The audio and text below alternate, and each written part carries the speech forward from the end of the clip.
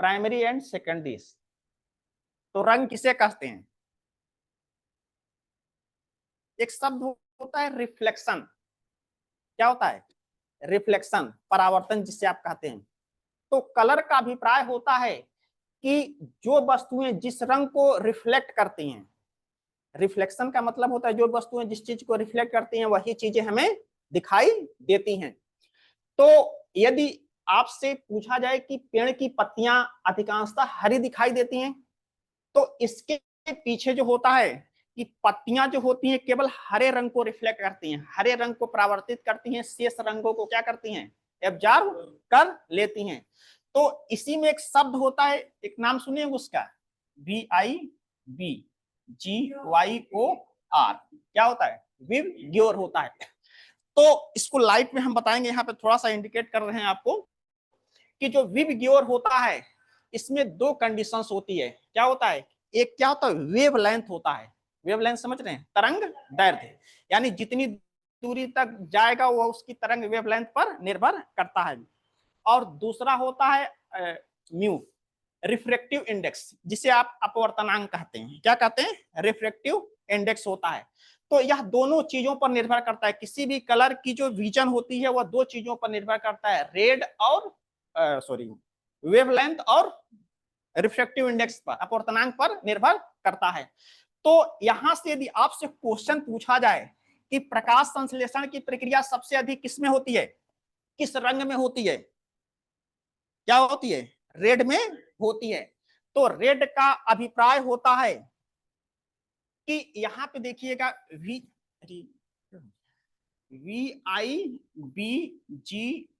VIBGYO और R होता है।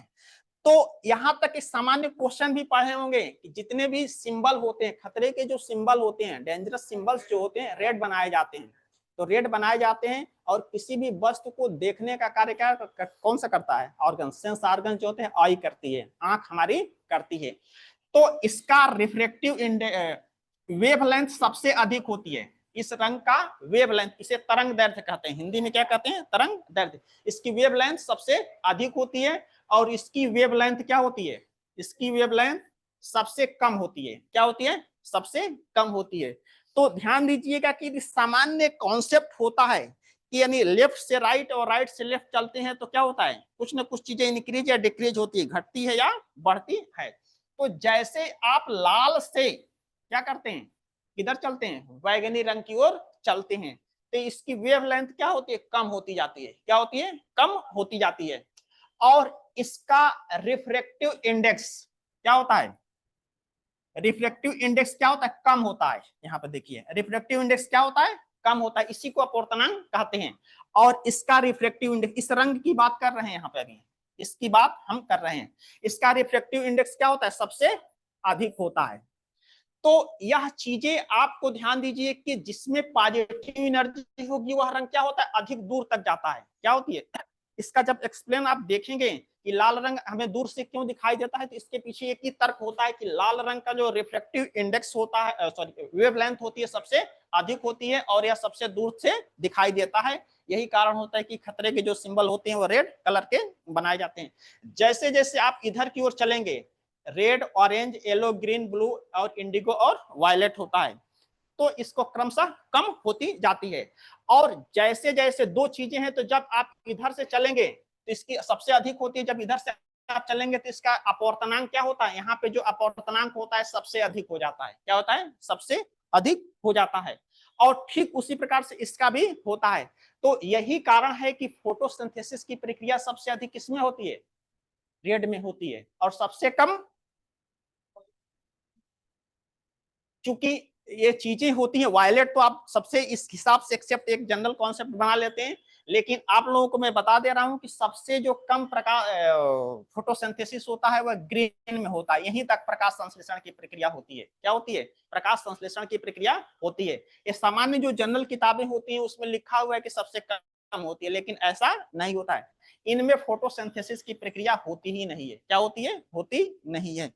और चूंकि जिस चीज को जितना ही निचोड़ते हैं वो चीजें बहुत ज्यादा ब्रॉड होने जाती है। अब आप ये पूछेंगे, क्वेश्चन करेंगे कि पौधे, तो जो पौधे दिन में पाए जाते हैं या सूर्य के प्रकाश में अपने भोजन का निर्माण करते हैं, तो अपने भोजन को बना लेते हैं। लेकिन कुछ पौधे होते हैं जिनको प्रकाश नहीं मिल पाता है, क्या होता है, प्रकाश नहीं मिल पाता है, तो वह अपने भोजन को कैसे निर्माण करते हैं। तो इसकी क्लासिफाइड जो होता है प्लांट क्लासिफिकेशन के अंतर्गत जब आप पढ़ेंगे तो उसमें पौधे जो होते हैं दो प्रकार के होते हैं, फोटो पीरियाडिक और डार्क पीरियाडिक, यानी प्रकाश प्रिय पौधे और छाया प्रिय पौधे होते हैं। क्या होते हैं, तो उनके लिए अलग प्रोसेस होती है। क्या होता है, अलग प्रोसेस होती है, लेकिन वहां तक आपको जानने की जरूरत नहीं, बस इतना सामान्य रेफरेंस के रूप में इतना चीजों को जानिएगा। तो यहाँ पे देखिएगा, यहाँ पे बैक नहीं होता है क्या, अच्छा, तो यहाँ पे सारी चीजें होती है। समीकरण को लिख लिए हैं, लिख लिए हैं। अब तो मैंने बता दिया पत्तियों में होती है, लेकिन थोड़ा सा और एक कॉन्सेप्ट आगे चलिएगा। इसी पत्तियों में एक, पत्तियों का रंग क्या होता है, पत्तियों का रंग मूलतः हरा होता है। क्या होता है, हरा होता है।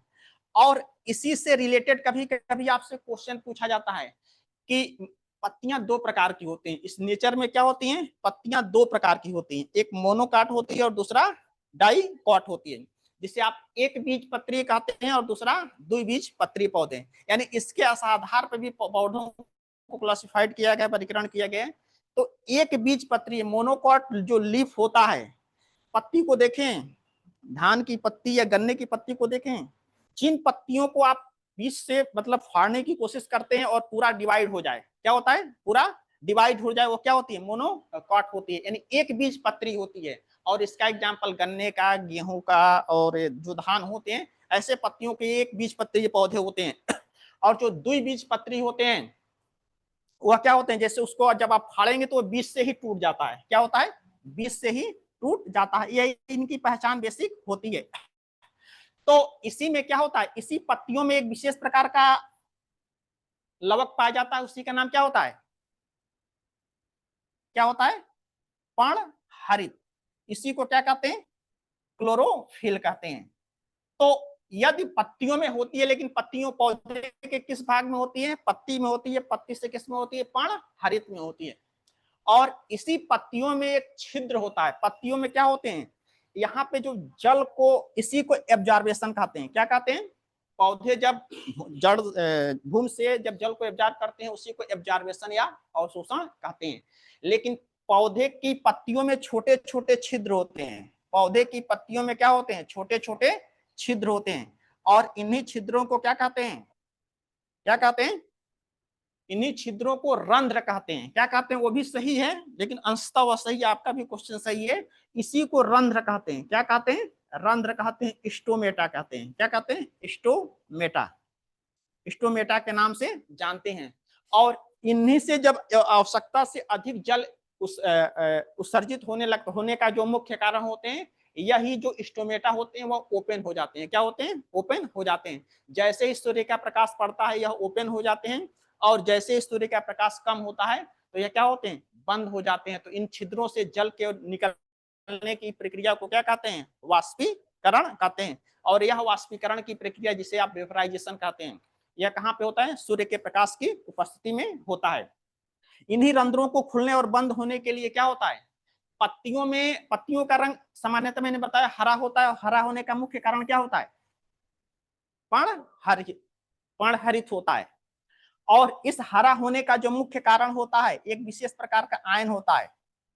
क्या होता है, मैग्नीशियम आयन। और ब्लड का रंग कैसा होता है, ब्लड का रंग कैसा होता है, रेड होता है।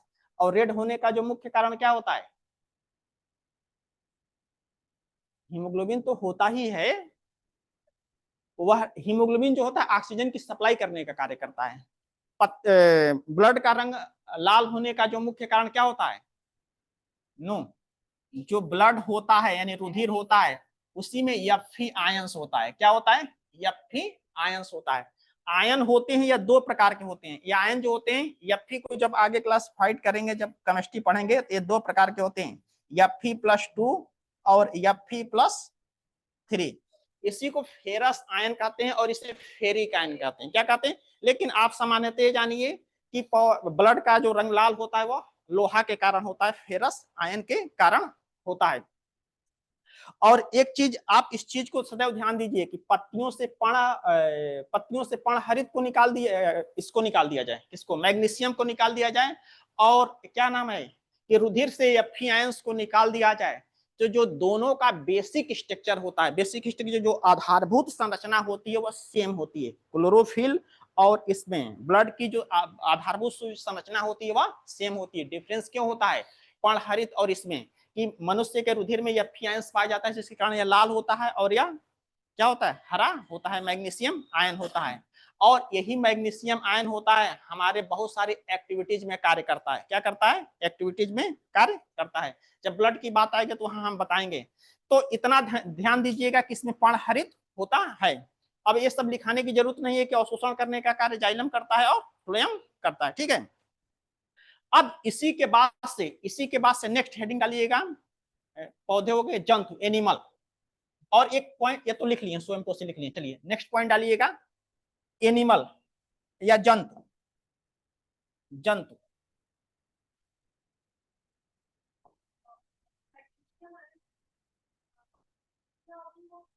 जी। तो अभी तो वही मैंने बताया, मैग्नीशियम आयन के कारण ग्रीन होती हैं। अब इसी के बाद से नेक्स्ट हेडिंग डाल लीजिएगा, जंतु एनिमल, एनिमल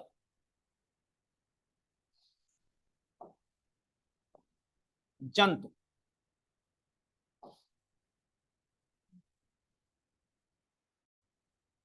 बी जंतु, जंतु एनिमल, एनिमल। और दूसरा सब जानिए कि इस प्रकृति में जितने भी जंतु होते हैं वो क्या होते हैं, विषम पोषी होते हैं, हेट्रोट्रोफस होते हैं। और यह ऑल प्लांट और ऑल एनिमल के लिए लागू होता है। ये दोनों शब्द ऑल प्लांट और ऑल एनिमल के लिए लागू होता है। उसमें एक्सेप्शन के रूप में जाएंगे तो एक जीव होता है अमीबा। क्या होता है, यह ऑटोट्राफस और हेट्रोट्राफस दोनों होता है। तो इसमें लिखिएगा, इस प्रकृति में पाए जाने वाले सभी जंतु विषम पोषी होते हैं, विषम पोषी होते हैं, विषम पोषी होते हैं, हेट्रोट्रॉफस होते हैं, हेट्रोट्रॉफस, हेट्रोट्रॉफस होते हैं। क्योंकि यह अपने भोजन का निर्माण नहीं करते हैं, यह अपने भोजन का निर्माण नहीं करते हैं, यह केवल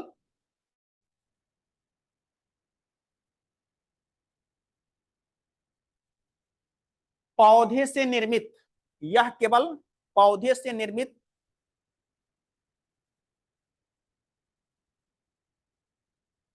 भोज्य पदार्थ, पौधे से निर्मित भोज्य पदार्थ, मंड ब्रैकेट में कर दीजिएगा, मंड,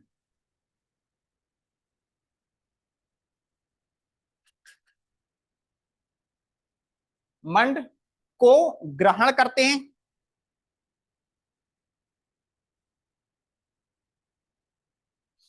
ग्रहण करते हैं, और पौधे से भोजन ग्रहण करने के आधार पर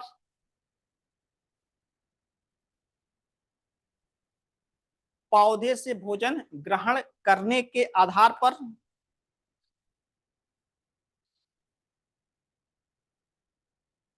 सभी जंतु, पौधे से भोजन ग्रहण करने के आधार पर जंतु तीन प्रकार के होते हैं, जंतु या प्राणी तीन प्रकार के होते हैं, जंतु या प्राणी तीन प्रकार के होते हैं। अब यहां से देखिएगा कि इसमें एक होता है, लिखना बंद कीजिएगा, इसको बहुत बेसिक रूप से समझ लीजिएगा। एक होता है प्राइमरी कंज्यूमर, जिसे आप हिंदी में क्या कहते हैं, प्राथमिक उपभोक्ता कहते हैं। क्या कहते हैं, उपभोक्ता। और इसी को प्राइमरी कंज्यूमर कहते हैं, प्राइमरी कंज्यूमर। और कंज्यूमर किसे कहते हैं, यूज करना, यानी किसी भी वस्तु का अंतिम रूप से उपभोग करता है उसी को उपभोक्ता या कंज्यूमर कहते हैं। ठीक है, इसकी बेसिक परिभाषा यही होती है। अब यहां से लिखिएगा ना, एक प्राथमिक उपभोक्ता होते हैं और दूसरा जो होते हैं द्वितीयक उपभोक्ता होते हैं। दूसरा कौन होते हैं? सेकंड, द्वितीयक उपभोक्ता। द्वितीयक उपभोक्ता, द्वितीयक उपभोक्ता, उपभोक्ता होते हैं और इसी को सेकेंडरी कंज्यूमर कहते हैं। Secondary consumer, consumer. और इसके बाद से एक अंतिम होते हैं, तीसरा जो होते हैं वह क्या होते हैं? तृतीयक उपभोक्ता। तृतीयक उपभोक्ता होते हैं। इसी को इसको शार्ट भाषा में पीसी कह सकते हैं। क्या कहते हैं? पीसी कहते हैं। और इसको एससी कह सकते हैं। और इसी को टर्टरी, TARTI, टर्टरी कंज्यूमर होते हैं। इसको आप शार्ट में टीसी भी कह सकते हैं, तृतीयक उपभोक्ता। इनकी बेसिक जो कॉन्सेप्ट होता है, ध्यान से समझिएगा, लिखने की कोशिश कम कीजिएगा। और ये चीजें और आगे आपको जब इसमें इन्वायरमेंट आप पढ़ेंगे वहां पे हम बताएंगे और चीजों को एक्सप्लेन करके। प्राथमिक उपभोक्ता, द्वितीय उपभोक्ता है, तृतीय उपभोक्ता, इनमें बेसिक जो क्लासिफिकेशन है क्या होता है? एब्जॉर्ब सॉरी भोजन ग्रहण करने के आधार पर होता है। क्या होते हैं? भोजन ग्रहण करने के आधार पर होता है। तो प्राथमिक उपभोक्ता, ध्यान दीजिए कि इसको बेसिक कॉन्सेप्ट बना लीजिए, बहुत काम की चीज होती है कि ऐसे प्राणी जो पौधों को खाकर अपने जीवन को यापन करते हैं, यापन समझ रहे हैं, निर्वाह करते हैं। ठीक है, ऐसे उपभोक्ता जो पौधों को खाकर यानी पौधों से निर्मित भोज्य पदार्थों को खाकर अपने जीवन का उपभोग करते हैं, उसे क्या कहते हैं? प्राथमिक उपभोक्ता कहते हैं। और प्राथमिक उपभोक्ता क्या होते हैं? सभी प्राथमिक उपभोक्ता क्या होते हैं? शाकाहारी होते हैं। क्या होते हैं? शाकाहारी। और शाकाहारी की इंग्लिश हर्बीवोरस होता है। क्या होता है? हर्बीवोरस होता है। हर्बीवोरस होता है। और इसमें अब प्राइमरी कंज्यूमर यानी प्राथमिक उपभोक्ता के प्राणी कौन कौन से आते हैं? जितने भी प्राणी आप जानते हैं, जैसे गाय, बैल, भेड़, बकरी, ये सब क्या होते हैं? प्राइमरी कंज्यूमर होते हैं। और दूसरा जो होते हैं सेकेंडरी कंज्यूमर, यानी इसकी जो परिभाषा होती है कि ऐसे प्राणी जो अपने जीवन को चलाने के लिए, अपना भोजन ग्रहण करने के लिए क्या कहते हैं? शाकाहारी प्राणियों या प्राथमिक उपभोक्ताओं को आप भक्षण करते हैं, खाने का कार्य करते हैं, उससे क्या कहते हैं? द्वितीयक उपभोक्ता कहते हैं। और सभी द्वितीयक उपभोक्ता क्या होते हैं? मांसाहारी होते हैं। क्या होते हैं? मांसाहारी होते हैं। कार्निवोरस, कार्निवोरस होते हैं। क्या होते हैं? कार्निवोरस होते हैं। और इसी के बाद से जो तृतीय, और इसके एग्जाम्पल जितने भी मांसाहारी जानवर होते हैं, शेर, चीता, लोमड़ी, सर्प, मेढक, ये सब होते हैं। और इसका क्लासिफिकेशन है। और इतना जानते हैं, शेर जो होता है क्या होता है? राष्ट्रीय पशु क्या है? क्या होता है?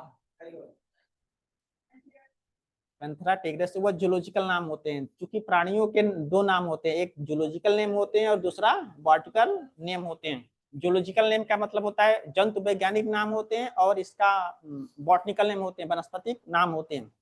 और मनुष्य की ओरिजिन जो होती है, जैसे आप लोगों को क्या नाम है? मनुष्य प्राणी। और मनुष्य का सबसे निकटतम पूर्वज क्या होते हैं? मनुष्य का जो सबसे निकटतम पूर्वज होता है, पूर्वज मतलब जो रिश्तेदार होते हैं, जो जनरेशन होती है, और उसमें कंडीशन होती है एप होता है। क्या होता है? एप, कपी, जिससे क्या कहते हैं? कपी। बंदर बहुत पीछे है, जैसे आप इसको सीक्वेंस में पढ़ेंगे क्या होता है? गिब्बन। इसको मनुष्य की जब ओरिजिन आप पढ़ेंगे, एक शब्द होता है गिब्बन। क्या होता है? गिब्बन, गोरिल्ला और चिंपैंजी और एप होते हैं। तो यहाँ बस जानिए कि मनुष्य का रिसेंटली जो एंस्टर होता है वह कपी होता है। क्या होता है? कपी होता है। वो चलिए वो आगे की बात है। तृतीय उपभोक्ता की बात की जाए कि तृतीय उपभोक्ता ऐसे प्राणी जो क्या करते हैं? अपने भोजन, ध्यान से देखिएगा, ऐसे प्राणी जो अपना भोजन ग्रहण करने के लिए प्राथमिक उपभोक्ता, द्वितीय उपभोक्ता और पौधों को और कभी कभी स्वयं को खाकर अपना भोजन ग्रहण कर लेते हैं, उससे क्या कहते हैं? तृतीय श्रेणी के उपभोक्ता। तो तृतीय श्रेणी के उपभोक्ता सभी क्या होते हैं? मांसाहारी होते हैं, सॉरी सर्वाहारी होते हैं। क्या होते हैं? सर्वाहारी होता है। क्या होता है? सर्वाहारी। इसी को इंग्लिश में ओमनीवोरस कहते हैं। क्या कहते हैं? ओमनीवोरस कहते हैं। तो इसका एग्जाम्पल्स जो होता है तृतीय श्रेणी के उपभोक्ता, प्राथमिक उपभोक्ता, द्वितीयक उपभोक्ता और कभी कभी वह उत्पादक को खाकर, क्या उत्पादक मतलब पौधों को भी खाकर अपना भोजन यापन करता है, उसीलिए उसे क्या कहते हैं? सर्वाहारी की श्रेणी में रखते हैं। और यही जो सर्वाहारी होता है इसी को ओमनीवोरस कहते हैं। और इसी का एग्जाम्पल्स होता है, क्या होता है? मनुष्य होता है। क्या होता है? मनुष्य, मैन होता है। तो यह बेसिक क्लासिफिकेशन है। ठीक है कि इस प्रकृति में कितने प्रकार के जंतु तो होते हैं, दो, पौधे और एनिमल, और कितने उपभोक्ता होते हैं, भोजन के ग्रहण करने के प्राइमरी, सेकेंडरी और टर्सरी कंज्यूमर्स होते हैं। ठीक है, इसकी डिफिनेशन लिख लेंगे आप लोग, लिख लेंगे, लिख लेंगे। तो इसमें आपको लिख लेंगे ना। अब यहां से देखिएगा, इसी के बाद से यह एक और प्राणी होता है जिसे आप उसको साथ में नहीं बताया जाता है, बाद में बताया जाता है। इस प्रकृति में तीसरा जो प्राणी होता है डीकम्पोजर्स, नाम सुने हैं आप? घटक होते हैं। क्या होते हैं?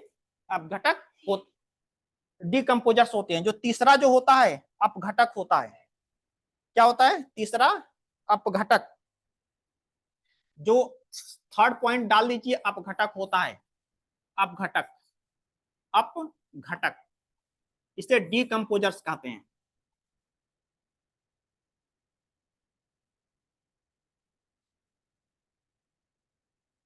डीकम्पोजर्स। और डीकम्पोजर्स का अभिप्राय होता है अपघटक। इस प्रकृति में, अब ध्यान दीजिएगा, एक शब्द होता है, बहुत ही यूनिवर्सल ट्रूथ होता है, इस प्रकृति में जिसका भी जन्म हुआ है उसकी मृत्यु भी निश्चित है, चाहे वह पौधे हो चाहे वह जंतु हो।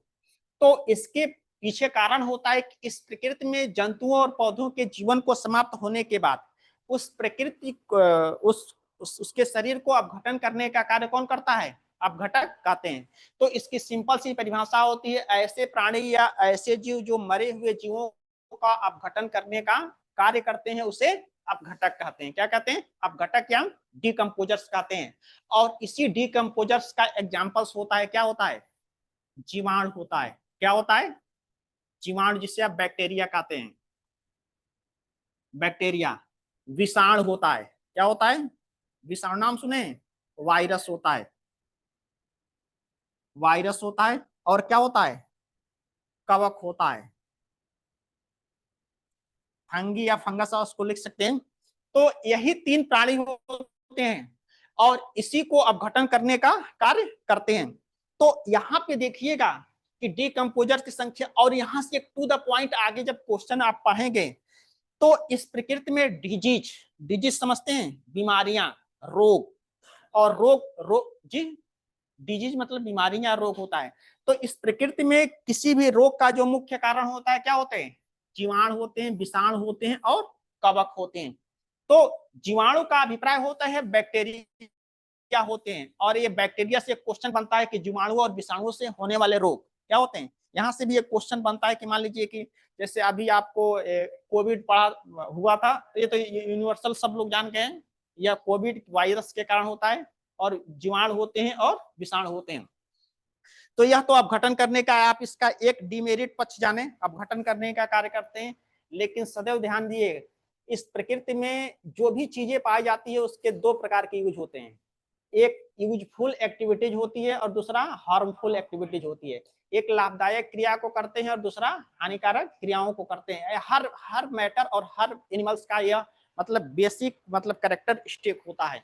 जितने भी पौधे होते हैं वो लाभदायक भी होते हैं, वह हानिकारक होते हैं। ऐसा ना कहिए कि जीवाणु, विषाणु और कवक केवल बीमारियां ही उत्पन्न करते हैं, कुछ लाभदायक क्रियाओं को करते हैं। क्या करते हैं? लाभदायक क्रियाओं को करते हैं। इनको दोनों के अंतर्गत हम आगे पढ़ेंगे कि जीवाणु जो होते हैं लाभदायक और हानिकारक क्रियाओं को करने का कार्य करते हैं। यदि बैक्टीरिया हमारे डाइजेस्टिव सिस्टम में न होते तो भोजन क्या होता है? एब्जॉर्ब ही नहीं होता है। तो यह लाभदायक क्रियाओं के अंतर्गत आता है।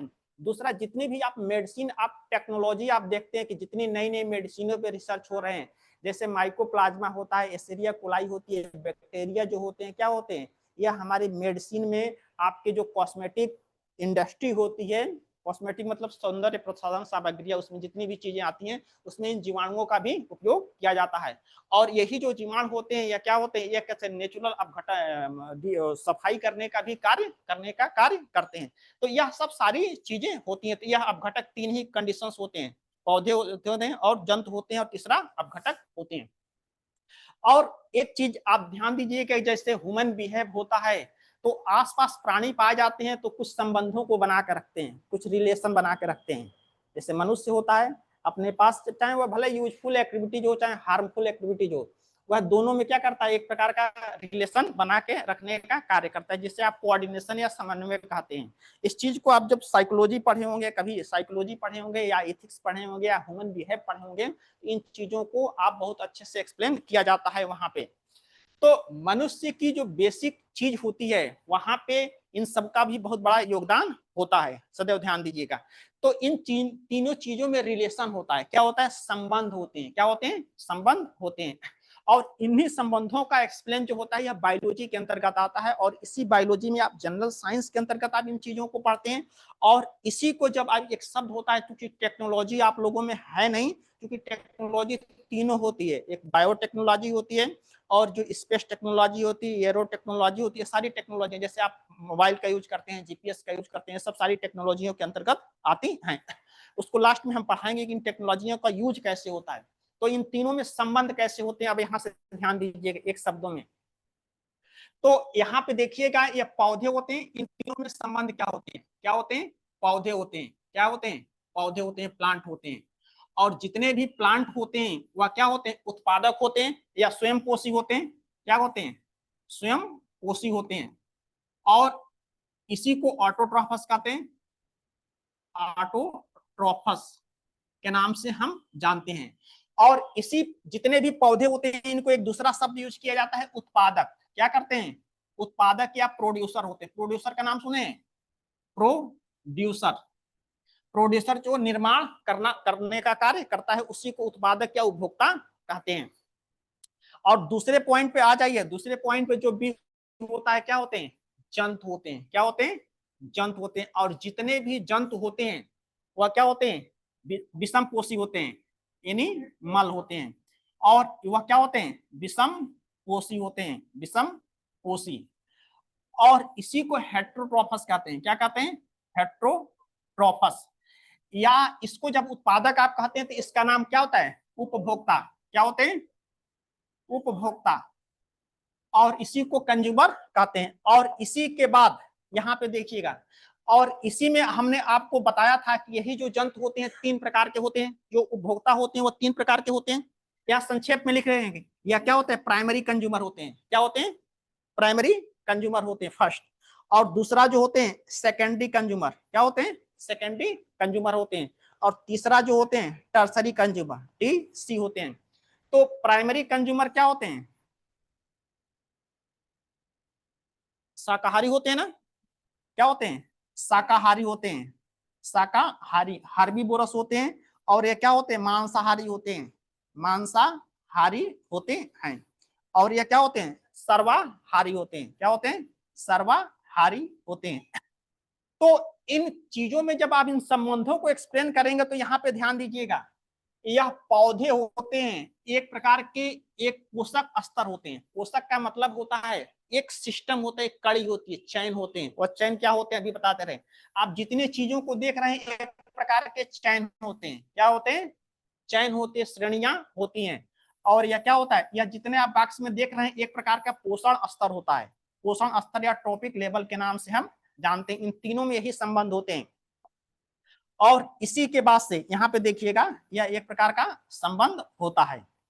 और इसी संबंधों को क्या कहते हैं, पोषक स्तर कहते हैं। इसी का नाम क्या होता है, पोषक स्तर होता है, पोषक स्तर होता है। तो इन तीनों में संबंध होते हैं। इन पोषक स्तरों को डिवाइड कैसे किया जाता है ध्यान से देखिएगा। यह पूरा बेसिक आपकी बायोलॉजी की मतलब बैक बोन होती है। जब आप इसको कोरिलेशन करके आप जंतु और एनिमल में पढ़ेंगे तो यहाँ पे देखिएगा, इसको संक्षेप में लिख रहे हैं रोमन डिजिट में। यह कौन सा स्तर होता है, पहला पोषक स्तर होता है। क्या होता है, पौधे इस प्रकृति में किस प्रकार के पोषक स्तर होते हैं, पहला पोषक स्तर होते हैं। यह पोषक स्तर होते हैं, इसे ट्रॉपिक लेवल कहते हैं, पहला पोषक स्तर होते हैं। और जंतुओं में 3 प्रकार के होते हैं। तो इसमें जो प्राथमिक उपभोक्ता होते हैं या पीसी होते हैं, जो सॉरी इसको नहीं बनाना चाहिए, इसको एक में कर लीजिए। यह क्या होते हैं, यह जो पीसी होते हैं यह दूसरा पोषक स्तर होते हैं। जितने भी प्राथमिक उपभोक्ता होते हैं वो क्या होते हैं, द्वितीय प्रकार के पोषक स्तर होते हैं। और इसकी के बाद से ये क्या होते हैं, ये जो होता है ये किस प्रकार के पोषक स्तर होते हैं, तीसरे प्रकार के पोषक स्तर होते हैं। क्या होते हैं, तीसरे प्रकार के पोषक स्तर होते हैं। और ये क्या प्रकार के, चौथे प्रकार के पोषक स्तर होते हैं। क्या होते हैं, चौथे प्रकार के पोषक स्तर होते हैं। तो इन प्रकृति में ये 4 प्रकार के पोषक स्तर होते हैं जो भोजन का एक स्थान से दूसरे स्थान तक ट्रांसफर या स्थानांतरण करने का कार्य किया जाता है। और इस प्रकृति में इन पौधों को भोजन कहां से प्राप्त होता है, सन से प्राप्त होता है। कहां से प्राप्त होता है, सन से प्राप्त होता है। अभी मैंने बताया था कि ये पौधे क्या होते हैं, सूर्य के प्रकाश की उपस्थिति में भोजन को ग्रहण करके भोजन का निर्माण करते हैं। अब यहां से ध्यान दीजिए, बहुत इंटरेस्टिंग टॉपिक है कि पौधे जो सूर्य से ऊर्जा को ग्रहण करते हैं, कितने % ग्रहण करते हैं, 100% ग्रहण करते हैं। क्या करते हैं, 100% ग्रहण करते हैं। इस प्रकृति में पौधे जो होते हैं, चूंकि वो निर्माण कर रहे हैं, जो निर्माण करते हैं उसके पास भरपूर स्टॉक होता है, पूरा स्टॉक होता है। और पौधे क्या करते हैं, और इस पे एक शब्द होता है क्लेवर चलान, जिसे आप कहते हैं, क्या कहते हैं, चलान कहते हैं। किसी चीज को, यदि किसी को आपको आपके जेब में पैसा है तो आप यदि देना चाहते हैं तो पहले आप क्या करते हैं, कुछ पैसे इसी में छोड़ देते हैं। क्या करते हैं, या अपने जो स्टोरेज होता है या कोई भी चीज होती है उसको क्या करते हैं, अपने लिए पहले सबसे पहले प्राथमिकता होती है, क्या होती है, अपने बचा के फिर दूसरे को देते हैं। तो आपसे ज्यादा एक्सपर्ट नेचर होता है, और नेचर के साथ कभी भी मतलब उसको डिस्टर्ब करने की कोशिश न कीजिए। आप उनको इंक्रीज नहीं कर सकते तो आप डिक्रीज करने की कोशिश न कीजिएगा। ये ह्यूमन बिहेव के अंतर्गत आप पढ़ेंगे, जो आप एक शब्द होता है प्राणी व्यवहार, क्या होता है, एनिमल बिहेवियर, चाहे वो प्लांट के साथ हो चाहे वह इसके साथ हो। तो यह पौधे जो होते हैं, पौधे भी क्या करते हैं, 100% तो बनाए, 90% अपने कार्यों के लिए रख लेते हैं। ध्यान दीजिएगा, 90% क्या करते हैं, अपने कार्यों के लिए, अपनी क्रियाओं के लिए, पाचन, पोषण, शोषण और उत्सर्जन के लिए रख लेते हैं। अब करते क्या हैं, कितने % ऊर्जा का स्थानांतरण अगले पोषक स्तर को करते हैं, 10% करते हैं। ये बहुत इंपॉर्टेंट रूल्स होता है। क्या होता है, 10% प्रत्येक पोषक स्तर को करते हैं। अब यहां से देखिएगा, 10% ये रख लिया और 10% किसको स्थानांतरित किया, प्राथमिक उपभोक्ताओं को स्थानांतरित किया। और 10% का, अब यहां से देखिएगा, ये 10% यदि आप मैथ पढ़े होंगे तभी समझ में आएगा, नहीं तो आपको नहीं समझ में आएगा। तो ये 10% का क्या करते हैं, प्राथमिक उपभोक्ता क्या करेंगे, इस 10 का 90% अपने में ग्रहण कर लेंगे। क्या करेंगे, इस 10 का 90%, यानी यो समझिए कि 10 भाग का 9 भाग अपने अंदर ग्रहण कर लेंगे और 9 का 1 भाग क्या करेंगे, दूसरे पोषक स्तर को स्थानांतरित करेंगे। फिर ये क्या करेंगे, ये 10% दूसरे पोषक स्तर को स्थानांतरित करते हैं। और इस प्रकार से 10 का क्या होते हैं, या 100% 10 का ग्रहण कर लेते हैं और फिर ये 90% अपने जैविक क्रियाओं में ग्रहण कर लेते हैं। और दूसरा क्या करते हैं, फिर यही प्रक्रिया आगे होती है, यह क्या करते हैं, 10% स्थानांतरित करते हैं और 10 का 90% स्थानांतरित कर लेते हैं। तो सदैव ध्यान दीजिएगा, एक क्वेश्चन बनता है कि इस प्रकृति में प्रत्येक पोषक स्तर पर, पोषक स्तर बॉक्स दिखा रहे हैं, प्रत्येक पोषक स्तर पे ऊर्जा का स्थानांतरण कितने % होता है, 10%। आपको सिंपल ये समझना है कि प्रत्येक पोषक स्तर पर पौधे कितने % ऊर्जा को स्थानांतरित करने का कार्य करते हैं। आपका आंसर क्या होगा, 10% होता है।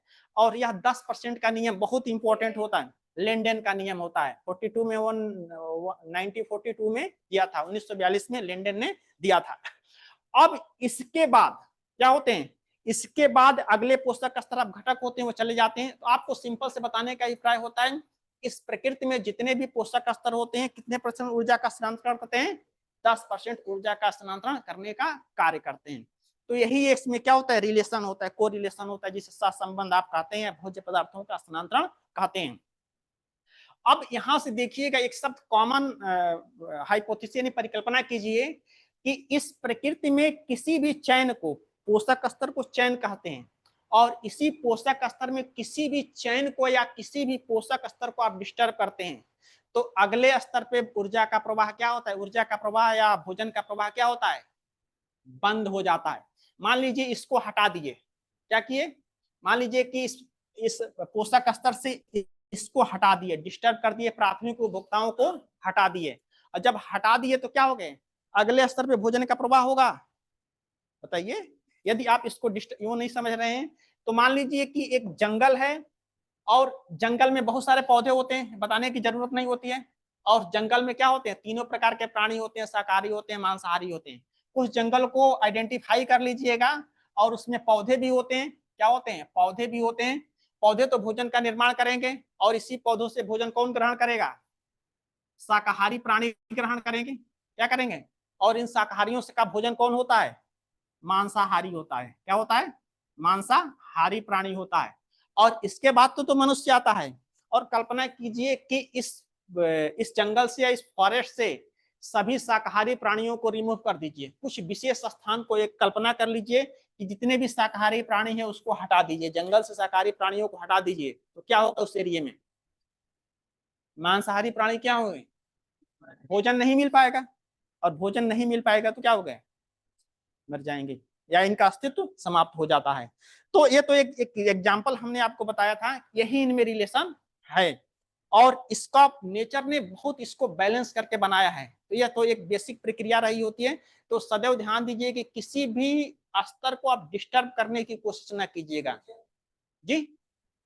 इसी को फूड चेन कहते हैं, खाद्य श्रृंखला कहते हैं। वो आगे शब्द होता है, चूंकि अभी उस शब्द को मैंने एक्सप्लेन करने की कोशिश नहीं की क्योंकि वो बहुत लंबा हो जाएगा।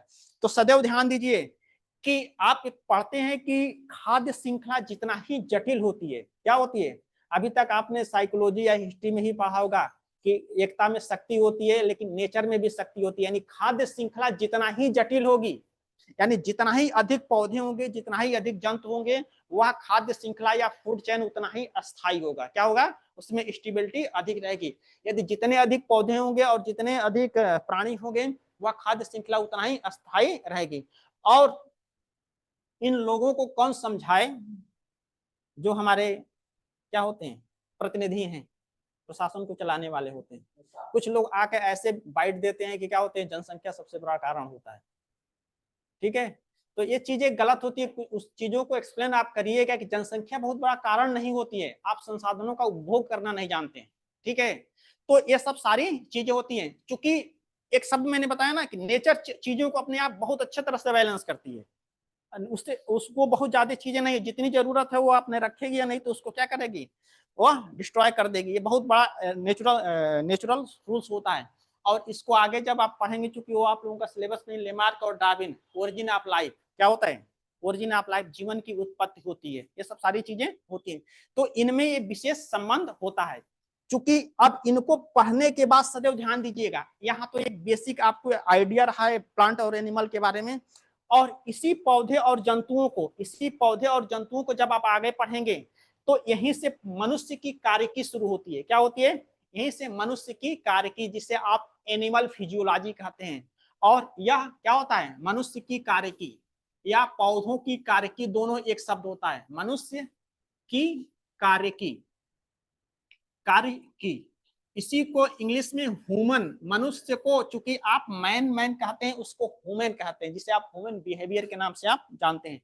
तो इसी को ह्यूमन फिजियोलॉजी कहते हैं। ह्यूमन, या इसको आप मैन कह सकते हैं, ह्यूमन फिजियोलॉजी। फिजियोलॉजी होती है मनुष्य की कार्य की। और यहां से आपकी बेसिक बायोलॉजी शुरू होती है कि मनुष्य की कार्य की मुख्यतः कौन कौन सी होती है। मैंने बताया था मनुष्य की कार्य की 3 होती है, पाचन, श्वसन और उत्सर्जन। पूरी बायोलॉजी का यही एक्सप्लेन होता है और यहाँ से आपसे क्वेश्चन बनते हैं। तो यह 3 प्रकार की फिजियोलॉजी होती है। किसी भी प्लांट और एनिमल की फिजियोलॉजी की बात करें तो किसी भी मनुष्य की 3 कार्य की होती है। कितनी होती है? 3 क्रियाओं को करता है। क्या करता है? और इसके अलावा जो करते हैं वह क्या होता है? एक्स्ट्रा ऑर्डिनरी फीचर होते हैं। इसके अलावा जो आप क्रियाओं को करते हैं वो क्या होते हैं? एक्स्ट्रा ऑर्डिनरी फीचर होते हैं। तो मनुष्य के मुख्य कार्य की कितनी होती है? 3 होती है। पहला क्या होते हैं? पाचन होता है। क्या होते हैं? पाचन, डाइजेशन, डाइजेशन होता है। और दूसरा जो कार्य की होती है बी, श्वसन होता है। श्वसन, श्वसन,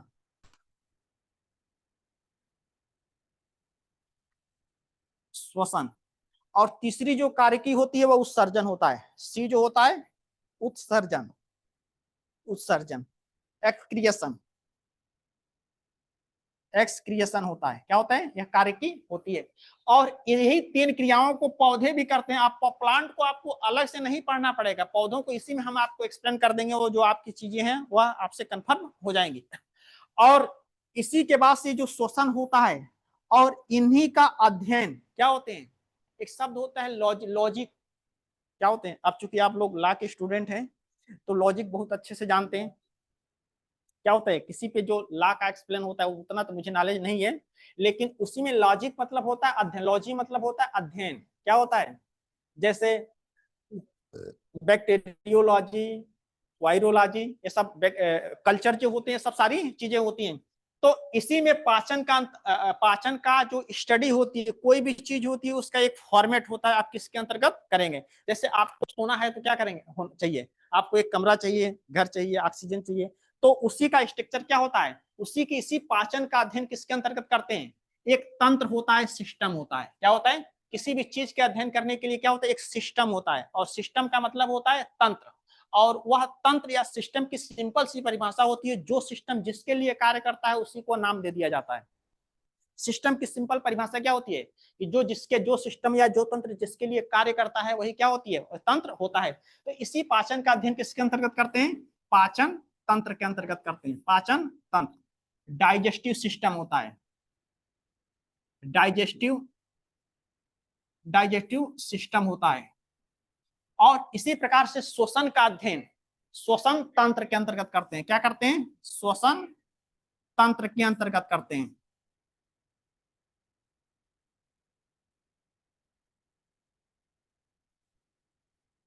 इसके अंतर्गत करते हैं। और इसमें लंग्स आता है। क्या होते हैं? लंग्स आता है। और इसी उत्सर्जन का अध्ययन किसके अंतर्गत करते हैं? उत्सर्जन का अध्ययन उत्सर्जन तंत्र। क्या होते हैं? उत्सर्जन तंत्र होता है। और इसी को एक्सक्रेटरी सिस्टम कहते हैं। एक्सक्रेटरी सिस्टम होता है, सिस्टम होता है। तो यही आपकी तीनों बेसिक यहाँ से बायोलॉजी जो होती है आपके लिए, जो क्वेश्चन बनते हैं आपके एग्जाम में यहाँ से बनते हैं। तो यह डाइजेस्टिव सिस्टम की थोड़ी सी मैंने चर्चा किया था। और श्वसन तंत्र कहाँ से प्रारंभ होता है? नोज से प्रारंभ होता है। क्या होता है? नोज से प्रारंभ होता है। क्योंकि यह इनके लिए आवश्यकता यह होती है कि किसी भी हम जो भोज्य पदार्थ को हम ग्रहण करते हैं उसके लिए ऑक्सीजन की आवश्यकता होती है। क्या होती है? यानी कहीं से ऊर्जा किसी भी चीज से रिमूव करने के लिए वहां से क्या होता है, दहन की आवश्यकता होती है, जिसे आप बर्न कहते हैं। तो वही क्या होता है, लंग्स होता है। क्या होता है? लंग्स होता है। और उत्सर्जन तंत्र यानी जो अपशिष्ट पदार्थ होते हैं, जो रॉ मटेरियल होते हैं, उसको निकालने का कार्य कौन करता है? किडनी करती है। क्या होती है? किडनी प्रिंसिपल एक्सटरी ऑर्गन होता है। क्या होता है? मुख्य उत्सर्जी अंग होता है। और हमारे शरीर में किडनी कितनी होती है? 2 होती है। और इस किडनी का एक इंपॉर्टेंट कार्य होता है। क्या होता है? यूरिया एक्सक्रिएशन, यूरिया का बाहर निकालना होता है। लेकिन यूरिया का निर्माण कौन करता है? लीवर करता है। सदैव ध्यान दीजिएगा।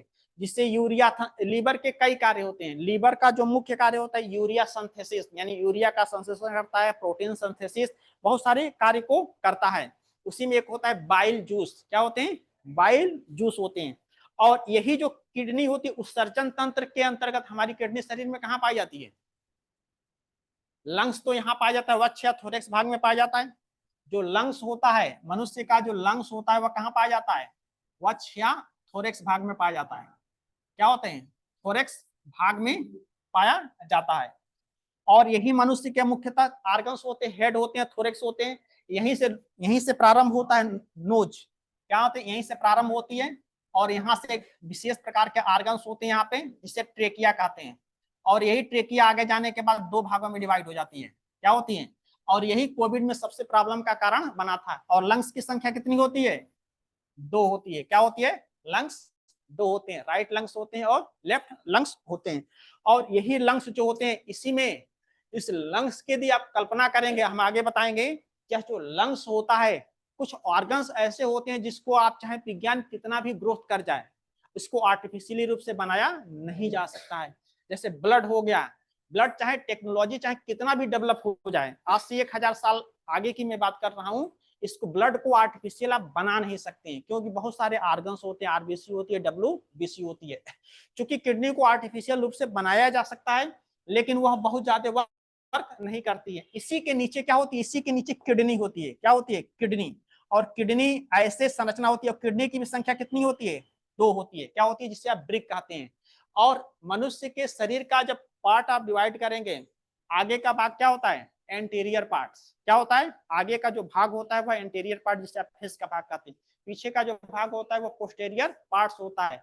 तो यह सब आगे इसके टर्म्स होते हैं, और यहीं पे किडनी पाई जाती है। क्या होती है, किडनी होती है। और यही किडनी जो होती है, इसी में किडनी का यूरिया का उत्सर्जन करने का कार्य करता है, और ब्लड को क्या करता है, फिल्टर करने का कार्य करता है। फिल्टर का मतलब होता है, जिसे आप सामान्य भाषा में जब किसी भी व्यक्ति की किडनी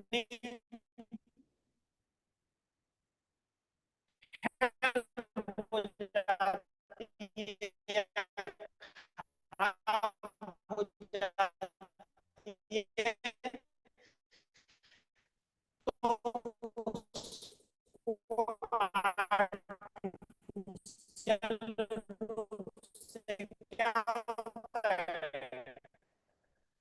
है, डायलिसिस पर रखा जाता है, उसी को छानने की प्रक्रिया।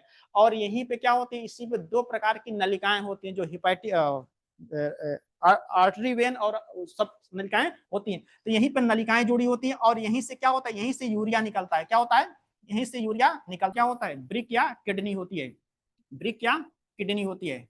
और यह जो किडनी होती है, देखिए फीमेल्स और मेल की फिजियोलॉजी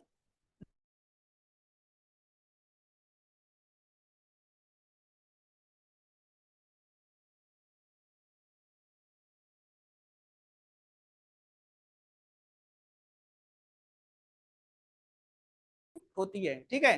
तो इसके बाद से हम शुरू करेंगे, ठीक है।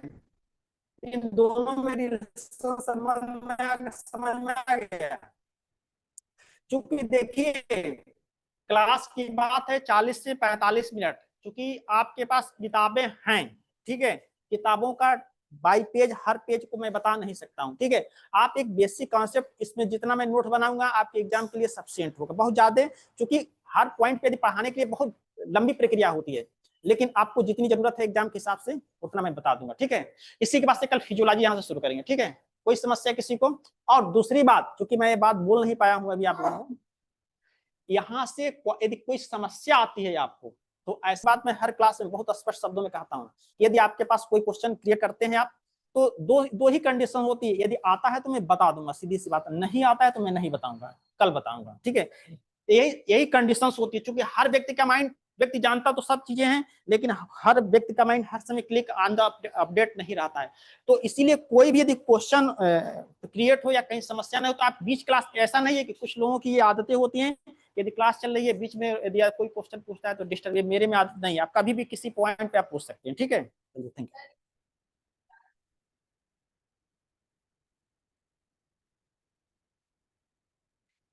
Thank you. स्टार्च जो होता है ना, ध्यान दीजिएगा, यहाँ देखिएगा, यह ग्लूकोज, क्या होते हैं, ग्लूकोज, और क्या होते हैं, स्टार्च। इन दोनों का मॉलिक्यूलर फार्मूला सेम होता है, C6H12O6, और ये भी C6H12O6 होता है।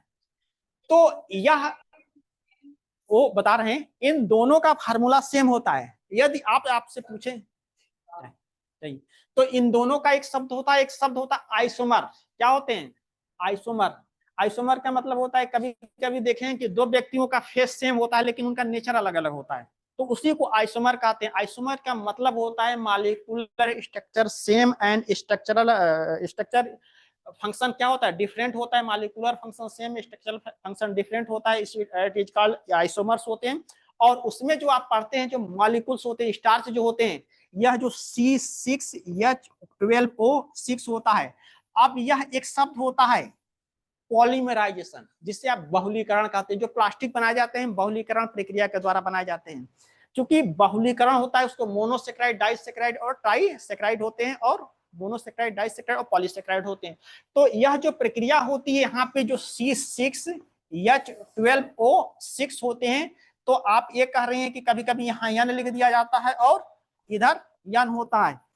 तो n is the number of carbon atom, क्या होते हैं, कार्बन परमाणुओं की संख्या होती है, क्या होती है, और नंबर ऑफ यन बराबर नंबर ऑफ कार्बन एटम, क्या होती है, कार्बन एटम। और नंबर की यदि बात की जाए तो वह 0 से लेके 1 2 3 4 5 6 चली आती है, तो वह कंडीशंस होती है। तो यन जो होता है यानी इसको स्टार्च बनने के लिए, स्टार्च बनने के लिए इसमें कम से कम 10 मोनोसेक्राइड कण होने चाहिए। क्या होते हैं, यह एक तो ग्लूकोज होता है, और इससे जब 10 मिनिमम 10 रहेंगे तब वह क्या होगा, स्टार्च में कन्वर्ट होगा। तो इसीलिए यह यन जो होता है, किताबों में इसको इंडिकेट नहीं किया गया, n is the number of carbon atom. Number of carbon atom का मतलब होता है कार्बन परमाणुओं की संख्या के आधार पर इसको डिवाइड किया गया है। और कार्बन और हाइड्रोजन की यदि आप बात करेंगे तो इस प्रकृति में दो ही प्रकार के होते हैं, जो एक शब्द होता है कि ऑर्गेनिक और इनऑर्गेनिक।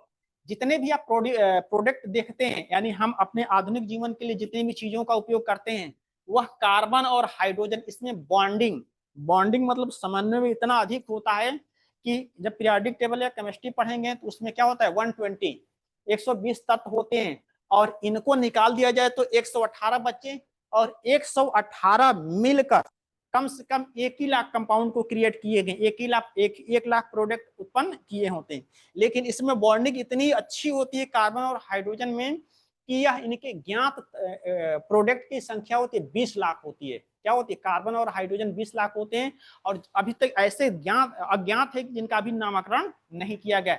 इसीलिए एक शब्द होता है ऑर्गेनिक केमिस्ट्री, क्या होता है, वह ऑर्गेनिक केमिस्ट्री के अंतर्गत आती है।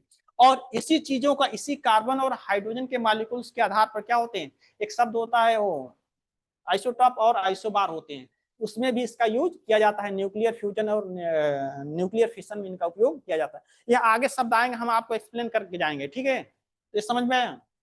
चलिए।